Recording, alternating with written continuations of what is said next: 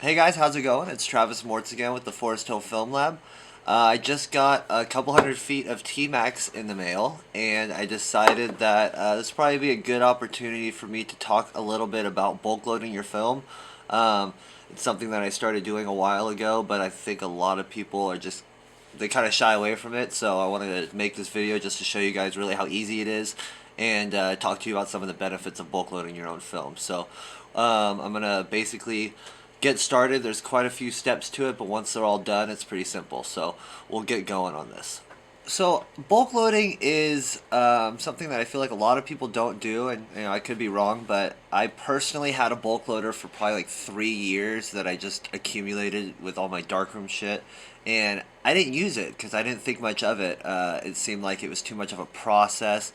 It just didn't seem like I really had the things that I needed to bulk load, so I kind of just ignored it. But one day I was in the garage digging around and I found my bulk loader and I thought, well, shit, this is probably a whole lot cheaper than buying film. So I started looking into it a little bit, and I found out that in 100 feet of film, there's about 18 or 20 rolls of 36 exposure film available. So I've always kind of assumed it was 18, so let's just say it's 18.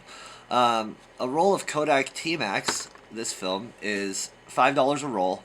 Sometimes six if you're buying it in a store. It could be 6 or 7, but B&H is $5. So 18 rolls would cost you about $90. After shipping, it would cost about $100. So bulk loading is nearly half that. I mean, this was originally a $58 box of film.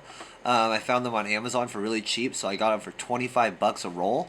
So that means I spent $25 on 18 rolls of T-Max. So it doesn't take a whole lot of math to figure out that I'm way ahead. So this way I could shoot film as freely as I want, and I can develop my film as freely as I want. But additionally, I like shooting 24 exposure rolls usually. But when you shoot 24 exposure rolls of packaged film, it's a huge loss on your part. You're losing a lot of money by buying those rolls. So bulk loading, you kind of have the choice to shoot whatever you want. And then I can shoot one 24 exposure roll in a day, sleeve it up, and I've got so many rolls of T-Max that they can kind of all go together. So that's kind of nice. So basically, really all it takes is just quite a few supplies. We got our bulk loader here. I got these reloadable canisters. These were $1.50 a piece at my local camera store, and usually you could find them at camera swap meets for next to nothing. So I mean, I have tons of these things. I have as many as I want, but you really only need 2 or 3 because then you could develop these rolls and then reuse the canisters and so on and so forth. We've got our film. I got a little bit of tape to the inside of the spool, and then we're gonna need a changing bag, which I have down here, so we could put this film inside of the bulk loader. So let me show you guys how this bulk loader works. It's pretty simple. You unscrew this. Try to keep it back here so it stays in focus. There we go. And all we're going to do is we're going to take our roll out of here, and it's like a roll of toilet paper. It goes one direction and not the other. We put it in here and basically feed it through this little opening here. And once we do that, this has an opening as well that we're going to put where the film is at, like this. And then close it, see how it turns, and then we can just tighten this down. And this is all going to be in the dark box, so me showing you out here is just really a demonstration. I'm going to have to go in the dark box to put the film in here, but ultimately we'll have a little piece of film stick in here, and then we'll be on to our next step. And also, once you load this thing once, you could leave it loaded, and now you don't have to do that again until the roll's done, which is, for most people is going to be 6 months, maybe even a year before you shoot this whole roll. So it's kind of nice to just have film on deck whenever you need it. Just roll up a roll, or if you have a buddy coming over, make them a short exposure roll just so they could shoot something. I don't know. But I'm going to put this in the dark box right now, and I'll come back once I have it in there so we can go on to the next step. Okay, so now we've got our film inside of our bulk loader, and this is actually called a bulk daylight loader because you could load it in the light. A lot of people think that, oh, you have to bulk load film in a dark room. It's not true. You only have to put the film in the loader in the dark room, which is okay, of course, but once it's already in the loader, you can load them in your kitchen. So it's really great. So anyways, here we go. We open this up, and here's our end of the film here that we just had from the inside of the canister. See, it was taped. And let me find my scissors.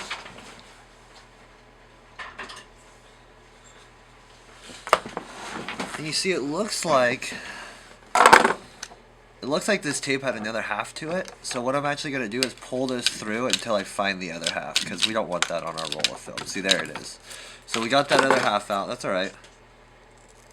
And as you can see, what this does is it allows a little bit of film to be exposed so we can tape it to the inside of our canister. But once I put this down, close it, it'll then be light tight for the film going into the canister. So this only works one way. We pop the bottom off by squeezing the canister here. Boom, ready to go. We want to go over here and set our counter to 0. Cool. And once we pop our bottom off, we push our little inside out, and look at this, looks like it had some film in there before. That's alright. And then we get a little piece of tape, and you want to make it, oh, let's see, shit, is this my last roll? My last bit of tape? Okay. You want to make the tape long enough to go around this spool one time at least, so then you could sandwich the tape together and get the film. It'll just be a stronger hold, because basically when you're bulk loading your own film, the biggest issue you're going to have is the tape ripping off when you're, like if you're shooting and you don't know how many exposures are in there, ripping the tape off. It's a really shitty thing about bulk loading. My one warning is that make sure you tape your film good in here. So look it. Now we've taped it. Pretty simple. Put the canister back over like that. This is why you have to pop the bottom off. It's always going to go back on like this. So now we've got our film. This much of our film will be exposed to light. That's okay. And then we open up these things, and now it'll actually hold our canister, and this will load the film. So what we do is close this. And like I said, I like making 24 exposure rolls, so that's probably what I'm going to do. And what you do is you crank like 3 numbers past the number you want. So we're going to go, you can see the counter going. This is just based on distance, is how it keeps track of the frames.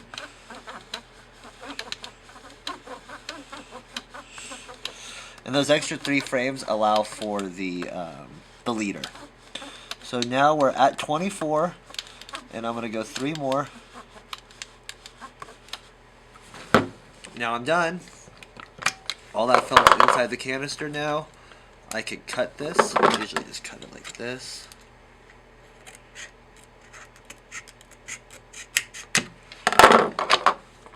There's a roll of film. And then what I'm going to do is go ahead and cut my own leader.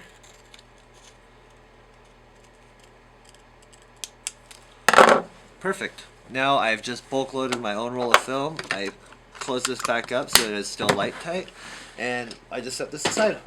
And when it's time for me to roll another roll, I just grab one of these canisters, and I can make as many as I need for, you know, whatever I'm going to go do. If I'm going to go on a trip or something, make 5 rolls or make 10. And now I've got my own personal roll of film that I made on my own. And as you can see on here, there's like little things you can write on there so you can remember what's in here, black and white, what kind of film it was, whatnot. So yeah, that's pretty much as simple as it is. It's really the most difficult part is putting the film inside of the holder, inside of the loader. But once it's in there, bulk loading your own film is, you know, as easy as it gets. You guys just watched me do it in real time. So hopefully that will encourage you guys to go out and bulk load your own film. Like I said, it's substantially cheaper, and it's also a lot more motivating to have a backstock of film that all it takes is for you to make your own roll. The first roll of bulk loaded film that I ever bought, I shot in a month because, you know, I was developing my own stuff, and I was just cranking out black and white film because it cost about 3 cents a frame, I calculated. So when your film costs get lower, then your ability to shoot film gets, you know, greater. You don't have to worry about the cost as much, and you can kind of just be free with, you know, your film and go shoot just like anybody else would. So I suggest you guys go get some bulk loaded film. I've been doing it for quite a while now, and it saved me a lot of money.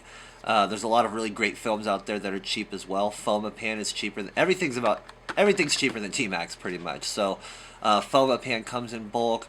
HP5, FP4, Delta 100, T-Max 400 and 100. Velvia slide film comes in bulk load. Kodak Portrait comes in bulk load. Fuji 160 comes in bulk load. You could really bulk load just about any film that you're going to want to be shooting. So I suggest you guys go check it out and leave some comments down below if this video is helpful at all. Thank you guys so much for watching, and until next time, keep on shooting.